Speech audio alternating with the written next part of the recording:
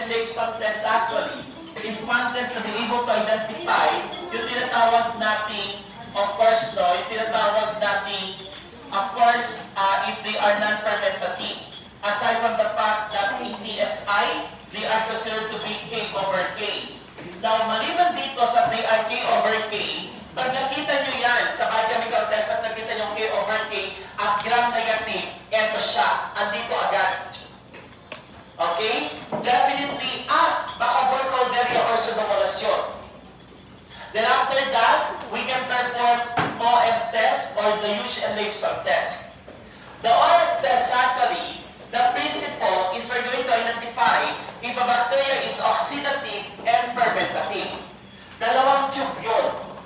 So dito, yung OF test na yan, yung isa walang takip, yung isa may takip. Then after that, you're going to check. Kapag nag-yellow dito, that is oxidative. And kapag dito naman, halimbawa sabihin natin, is yellow, that is fermentative. Pero pag blue, that is non-fermentative. Dito sa pangalawang tube. Ngayon, kapag sa unang tube ay blue, negative yun or non-oxidative. Pag blue din dito, that is non-fermentative. Guys, take note. Some of your gram-negative non-fermentative are saccharolytic. Ibig sabihin ito, they are yellow dito pero blue dito. Non-fermentative sila but they are oxidative. Nakuha. Sir, paano pag blue pareho? How can you classify that? They are called non-saccharolytic. Yan ang ibig sabihin nun. Nakuha. Okay. Now, these are long-term gram-negative bacilli or mucobacilli. Underline, oxidase positive. Ito na. K over K, gram-negative. Oxidase positive. Ayan na. Pseudomonas or Burkholderia. Yan ang pwede nyo muna din sa test nyo. And at the same time, OF media, oxidative na. Next, after that, we have what we call na yung tinatawag natin, of course, no, we have what we call yung tinatawag natin clinical infection. Most of the time, itong mga gram-negative non-fermentative natin are actually bloodborne. Septicemia, yung iba, meningitis, or even osteomyelitis. Kasi they are more related in the systemic infection. Plus at the same time, common food infection. Okay? Now, meron dito, actually, ang risk factor of this disease ay una, kapag immunocompromised ang patient. Why? Kasi itong mga to, common actually sa mga immunocompromised patient, particularly diabetes mellitus. Itong mga bacteria na ito actually, ayusin yung harapon nyo, naguguluhan ako para ba makapagturo ng maayos. Pwede na dito yung iba. Ayusin niyo yung punyo muna nga. Para makapagturo ako ng maayos. Yan, yung iba dito na lang yung iba. Kayong tatlo dyan. Nagdedate. Bakit paano lang kayo nagdedate eh? O, sige. Pag nagtuturo ako, makinikit man mawala na akong boses mamaya. Ha?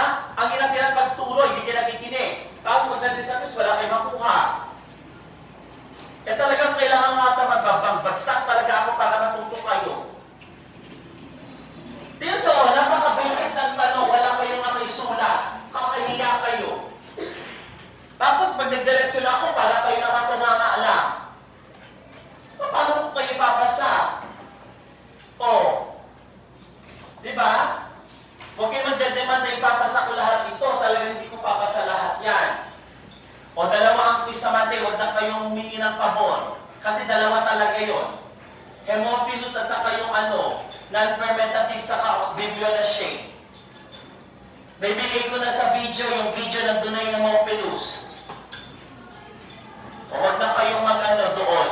Kasi 2 weeks na lang tayo. Sa Monday ay i-discuss ko kapuloy ng cellular kasi spirochetes. Okay? At makinig kayo, kasi hindi ito biro. Lahat ng ang hirap-hirap pagtuloy dito guys sa gram-negative bacilli, most of the time, naaalis na dito sa mga immunocompromised patient. Pag sinabi natin immunocompromised patient, ibig sabihin nito, halimbawa sa mga diabetic patient, patient, HIV patient, or leukemic patient, plus at the same time, sa mga may wound infection. Like, halimbawa sabihin natin, diabetes mellitus for example, no? Ang diabetes mellitus kasi, may mga wound infection yan na pwedeng may cellulitis, like Pseudomonas, and even sa mga cancer or transplanted patients, septicemia. Another is yung trauma, like halimbawa, may wound, gunshot wound, or knife wound or puncture. Yung mga malalalim na sugat kadalasan, yan ang nai-introduce sa infection. Minsan nga kapag halimbawa nasunugan ka or napasok ka, tapos may color blue. Kaya nga Pseudomonas ang tawag namin doon, agent of blue pus. Okay? Why? Kasi nga, it produces color blue. Kung si red, prodigiosin, si Russia, dito naman may blue. Okay? Pyocyane, ang tawag namin doon. And at the same time, foreign body. Like, halimbawa sabihin natin, catheters, urinary or bloodstream, prosthetic devices, which is actually one reason kung bakit nagiging nosocomial. Guys, tandaan nyo, pag naging doctor of medicine kayo, one reason kung bakit nagiging nosocomial infection, kapag nagkaroon ng contamination in that particular medical devices, no? Like halimbawa, yan, sa prosthetic devices, or even in contact lenses, and at the same time, infused fluids. Yan. Like halimbawa, sabihin natin, dialysis. Okay? Now, groups natin. Now, tignan natin mabuti. No? Marami siya. Sakit sa ulo. Pero, kung titignan mo, meron tayong oxidase positive and oxidase negative. Dito muna tayo sa oxidizer. No? Then we have also our oxidase negative, iba na to, wala tayo dito, meron din tayo dito, no? Pero, limitado lang yung i-discuss ko dito. Okay? Then after that, we have what you call now, yung tinatanggating characteristics of group of non-fermenters. Please review. For yellow pigmentation, we have Cruciabacterium or, ang tawag siya ngayon, Elizabethae India, Meningocysticum. Yan ang bago ngayon. Ito lumalabas siya sa board exam. Then we have also Pseudomonas, which is dating Cruciamonas luteola. Then we have also Pseudomonas oryzihabitans, and at the same time Pseudomonas stutzeri, light color, yellow color. For pink Methyllobacterium, hindi masyadong isolate sa laboratory. Ito ang importante. The agent of blue pus, Pseudomonas aeruginosa. Violet because of the violation, Chromobacterium violation. Lavender, Stenotrophomonas maltopila, laging lumalabas sa board exam. Then we have also tan, Pseudomonas stutzeri, and Shewanella putrescens.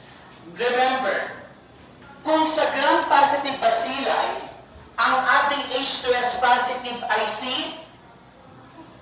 sino? Yung gram-positive na H2S lang sa bacilli. Nakalimutan na? Yung sa baboy, yung nakukuha sa baboy, yung sugat. Erythropoiesis gushopatse. Dito, sa non-fermentative, the H2S positive, Shewanella putrescens, nag-iisang H2S positive yan. Okay? Sa non-fermentative. Shewanella putrescens, Shewanella algae. And the wrinkled colonies, Stutzeri and Burkholderia pseudomallate. Then, another, pag sweet, eto na, may odor. Guys, inaamoy namin. Pag naamoy nyo to, K/K tapos grape-like odor, Pseudomonas aeruginosa.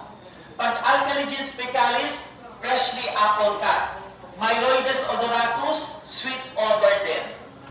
Another, popcorn, EO4 and EF4AB. Yan. Actually, yung tinignan ko yung reviewer ni Lemar, meron na rin to.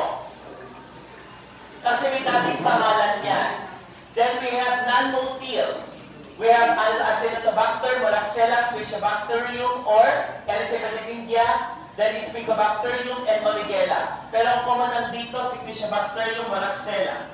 Then oxidase negative, ito na sila, mga asacarolitic. No? Sorry, they are oxidase negative talaga. We have, ito, maltopila o Stenotrophomonas maltopila, Chryssomonas, Pseudomonas cepacia, Pseudomonas lucella, and Pseudomonas orzi habitans. The H2S positive, Shewanella putrefaciens. Okay? So yan ang characteristics ng ating non-fermentative. Next, these are the new name. Ito na. Baka malito kayo. Kaya nilagay ito. Number 1, Achromobacter the new name is Achromobacter xylosoxidans, na dating xylosoxidans pa din, Achromobacter pa din. Now, ang bago is we have ito, Brevundimonas diminuta, na dating Pseudomonas diminuta. Then we have Clavobacterium, na ngayon ay Chryssobacterium. Then we have Elizabethingia, na dating Chryssobacterium meningosepticum. Then we have also yung EF4, EO2, Paracoccus. Then, Pseudomonas lucciola, na dating Chryssomonas lucciola. Then we have also, yun lang ang importante. Kasi the rest, hindi masyadong, ito, Wixilla, na ngayon ay Bergeyilla. Pero hindi masyadong na-isolate yan sa laboratory. Okay? So that's actually your new name. Then after that, we have also the group. Actually, meron pa yung Moraxella. Pero hindi kasi masyadong na-isolate ito in the laboratory. Okay, let's have the group ng ating Pseudomonas. Pag sinabi natin fluorescence group, they produce a pigment, fluorescein. Pseudomonas aeruginosa, fluorescence nitida. Ustutzeri group, then we have the alkaligens group. Then after that, we have the Burkholderia. Ito yung ating Pseudomalay group. We're going to discuss one by one about that. Then we have also our Acidobolans group, like Chamamonas, Testosterone, Acidobolans, and Pterygina. Then Facilis, like Acidobolans, De La Fialdii. Okay? Then we have also the Diminuta, which is actually Brevundimonas diminuta and Vesiculare. Okay? Yan. Then last group, ito na yung other, like Stenotrophomonas maltopila, which is ang pinaka-common lang dito, is Stenotrophomonas maltopila. Okay? Yan. Then, Shewanella putrefaciens. May isolate na sila.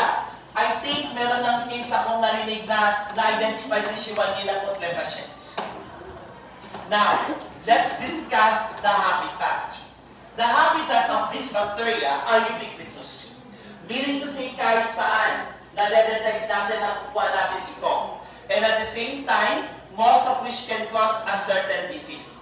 Let's start with Pseudomonas aeruginosa. Remember, gram-negative, Coccobacilli. Pag nag-gram-stain ka, at the same time, nakakita ka ng K/K, pwede yan. At the same time, they have the pigment. Pag fluorescent pigment, pyoverdine. Pag blue pigment, pyocyanin. Where can we isolate the bacteria? Sellers medium or fluorescent nitrate medium. Underline, fruity grape-like odor because of amino acetophenol. That's actually the kingdom responsible for the fruity odor ng ating Pseudomonas. Okay? Kaya pala fruity odor siya, yes. Even yung chief medtech na co-faculty ko, nung nasa sa bacteriology siya, paborito niyang identify yan. Kasi madaling-madali. Now, this bacteria, Pseudomonas, sir, tanong, meron kayong Pseudomonas doon?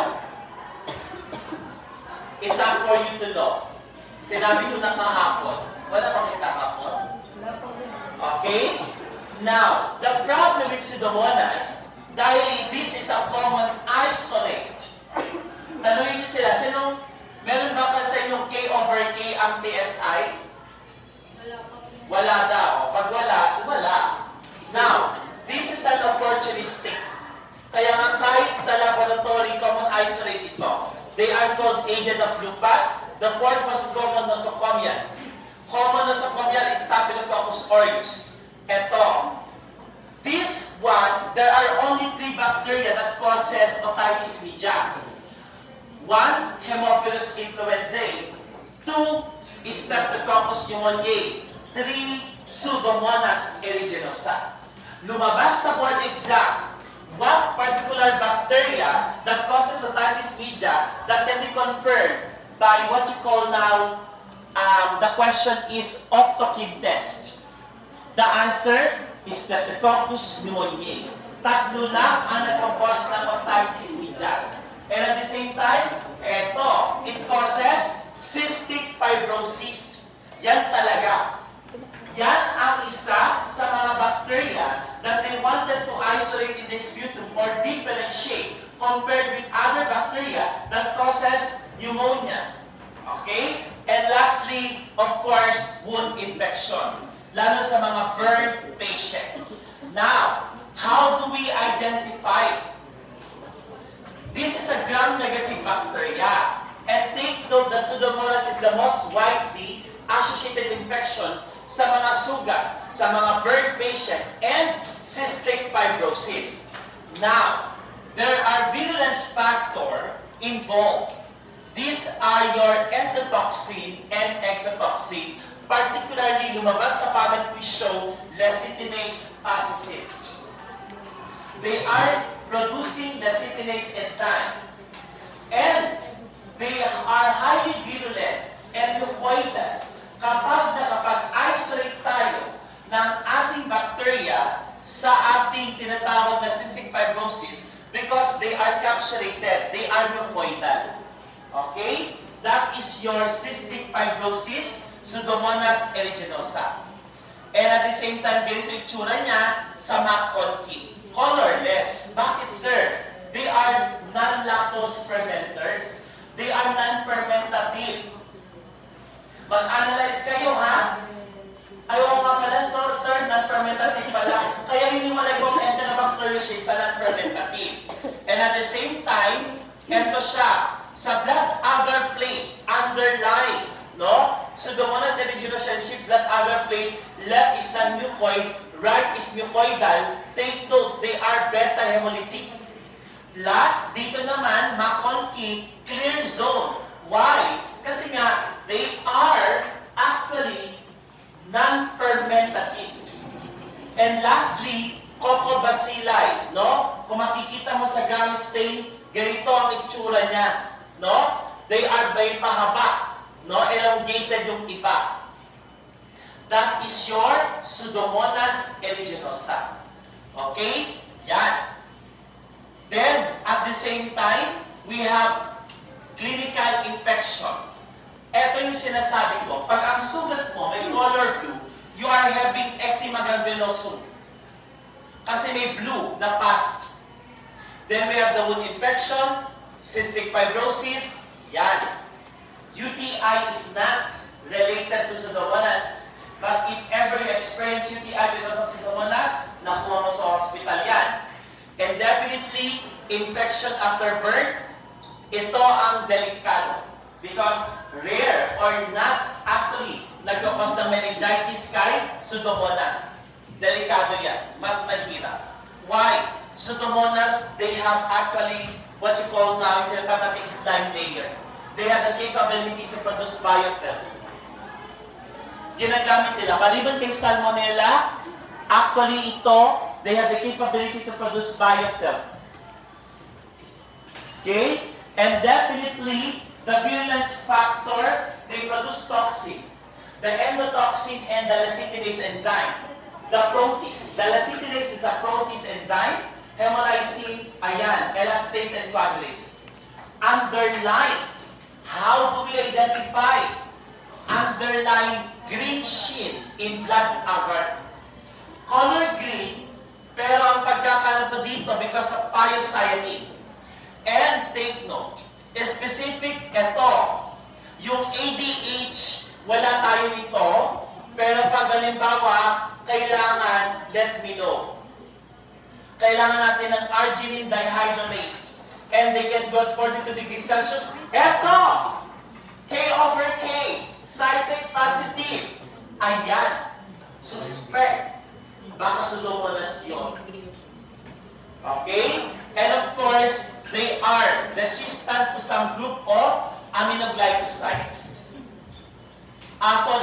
They are susceptible for most aminoglycosides. That is actually for Pseudomonas.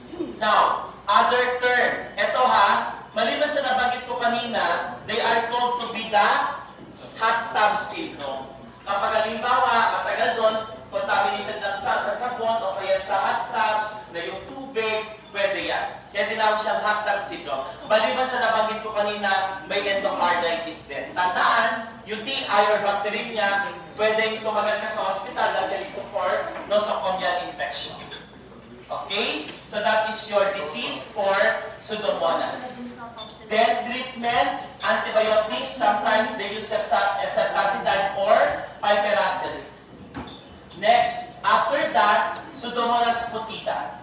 Ang Pseudomonas fetida actually in fluorescence, hindi masyadong common isolate sa laboratory, but definitely they have only low virulence. They are under fluorescence group, but this bacteria can cause UTI after surgery. Nagkaroon ng abscess, empyema, arthritis kapag exposed, no? And at the same time, pwedeng wound infection lang.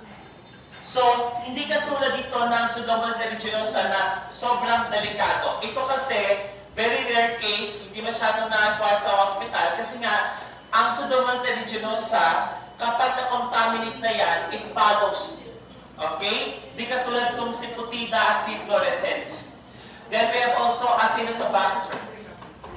Guys, Acinetobacter is the second most common isolate under non-fermentative. And they are actually a normal flora of what you call now adults, particularly sa trachea. Kaya nga they are being isolated for 5%, particularly sa mga tracheostomy patient. Now, they are found in the hospitals, particularly sa mga yan, catheters, so definitely they are concerned with nosocomial. Yan. Yun nga lang kasi, kung makikita mo, ventilators, catheters, and humidifiers, definitely, one particular chance sa pneumonia infection is actually respiratory infection. But, take note UTI, ang isa sa mga common cause infection, kapalan mo din ng ating Pseudomonas, endocarditis, and septicemia. That is actually for Acinetobacter species. So one good example of the most common isolate Acinetobacter baumannii, makikita natin dito the Grammy state. They are Cocobacilli. Then at the same time, we have here in McConkie, Acinetobacter calcoestheticus, that is actually 24 hours. Guys, they are non-fermentative. But remember, yung color niya parang purplish or lavender. So iba yung lactose fermenter sa pula compared sa lavender or purplish color. Another is Stenotrophomonas maltophilia. Dati siya tinawag na Xanthomonas or Pseudomonas maltophilia. But now, the name is Stenotrophomonas. Underline, opportunistic, plus of course, common in some debilitated patient. Yung mga nakaratay na yung mga parang ano na sila, parang mga lantang gulay, no? And at the same time, most common isolate in the respiratory tract.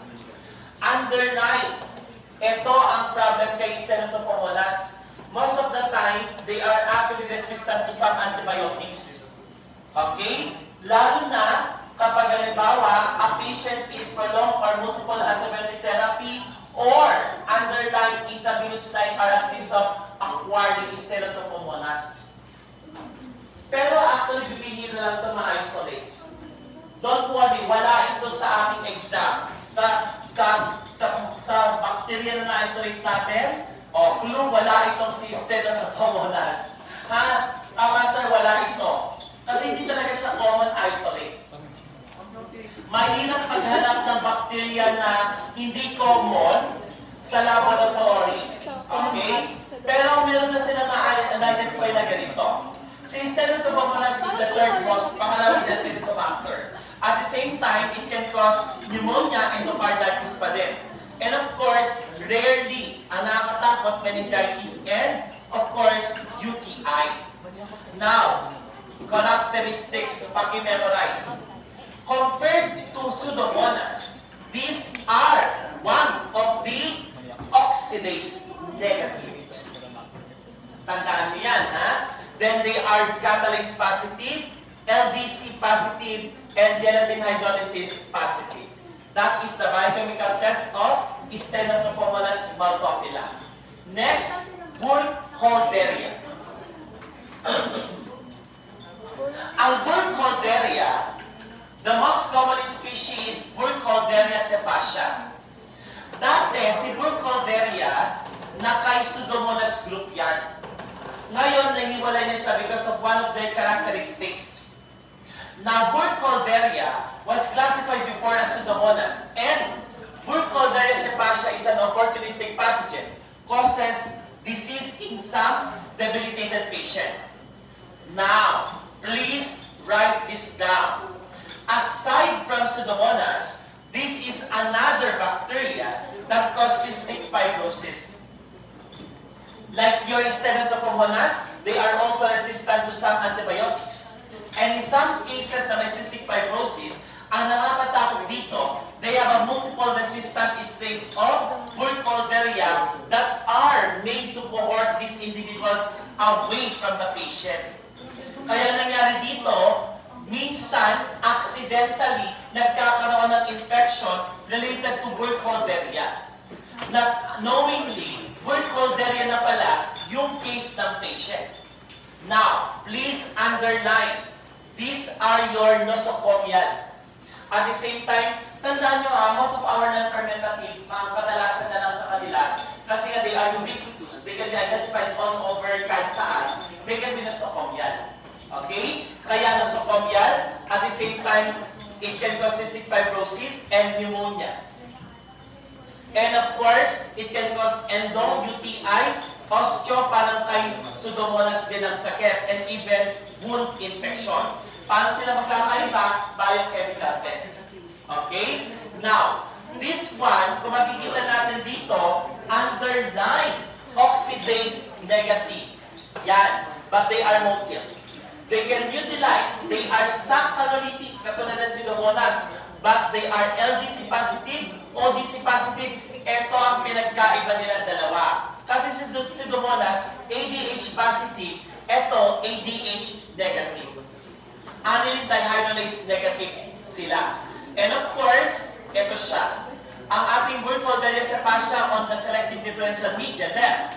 They are oxidative fermentative, ayan. And at the same time, dito naman sa right, they are actually cepacia on Burkholderia cepacia selective agar. Okay, kung makikita mo dito ang Burkholderia cepacia, actually, they are oxidative fermentative base, guanidinosin T, acetyltrasin, lactose agar are yellow. So definitely, they are actually non-fermentative saccharolytic. Yan ang ating Burkholderia. Okay? Next, other Burkholderia. Burkholderia gladioli.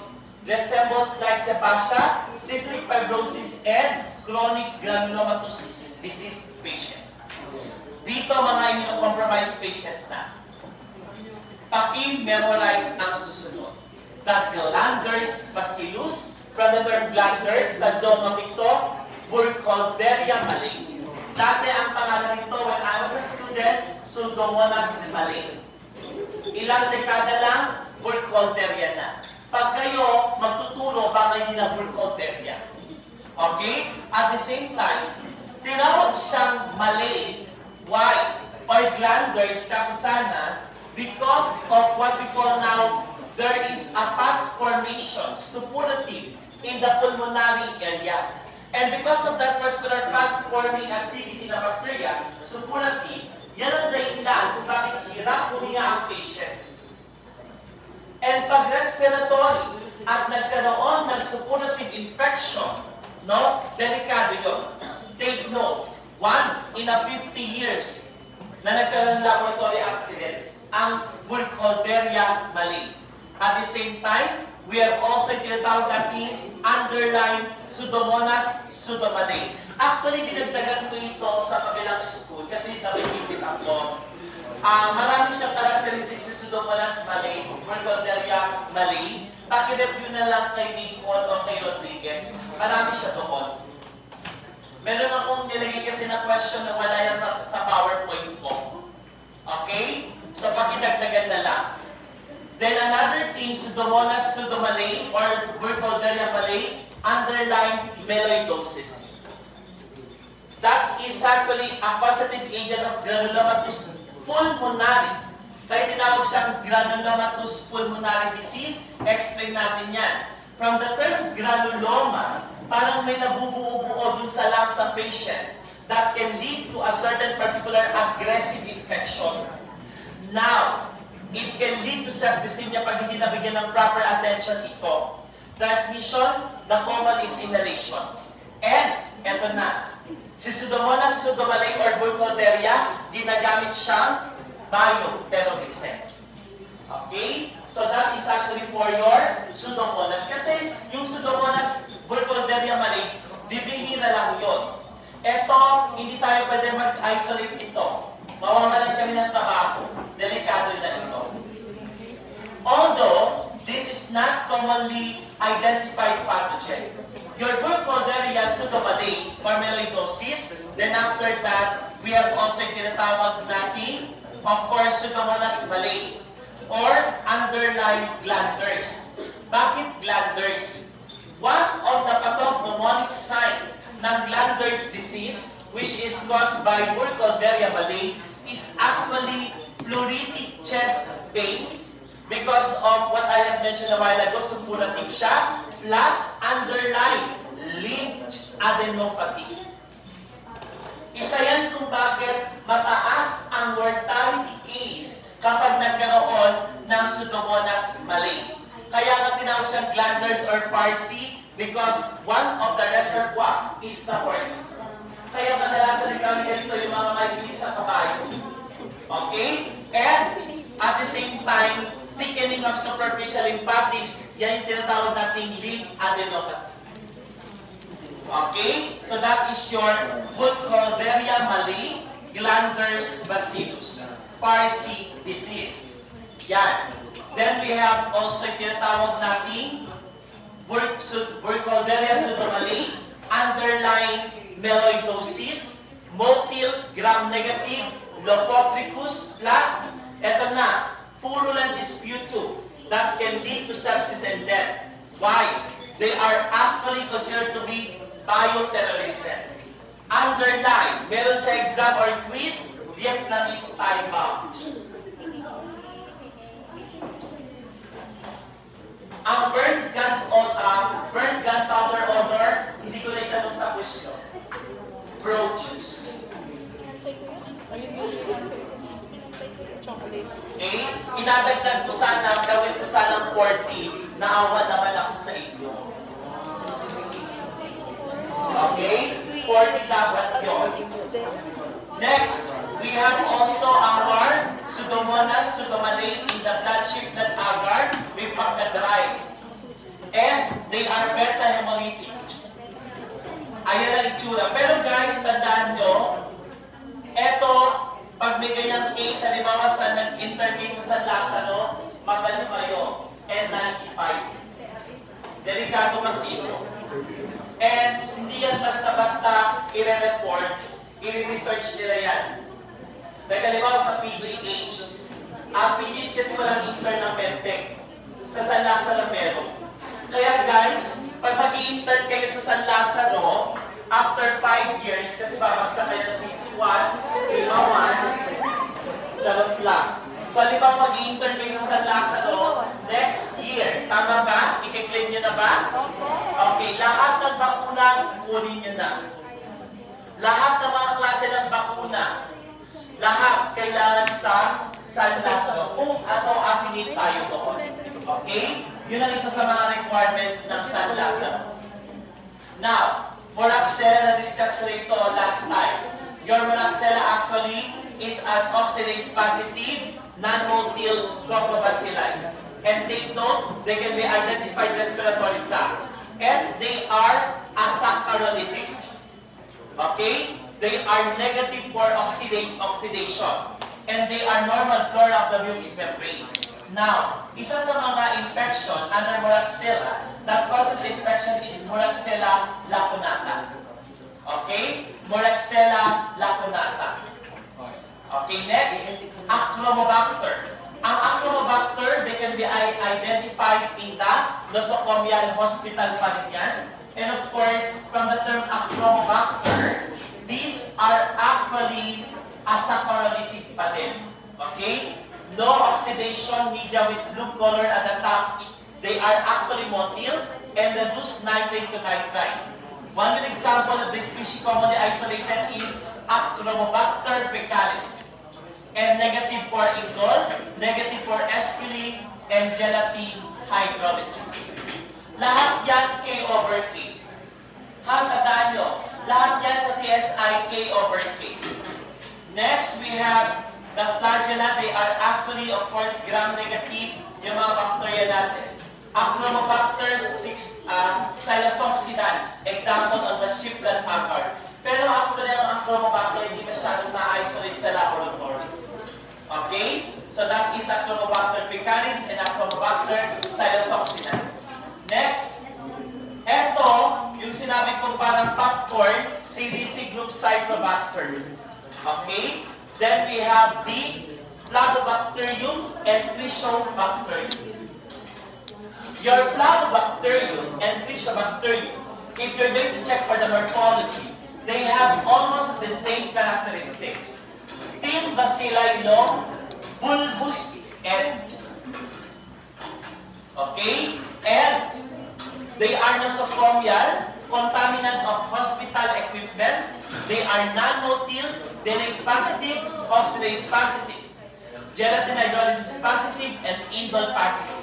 Halos silang lahat positive except they are non-motile.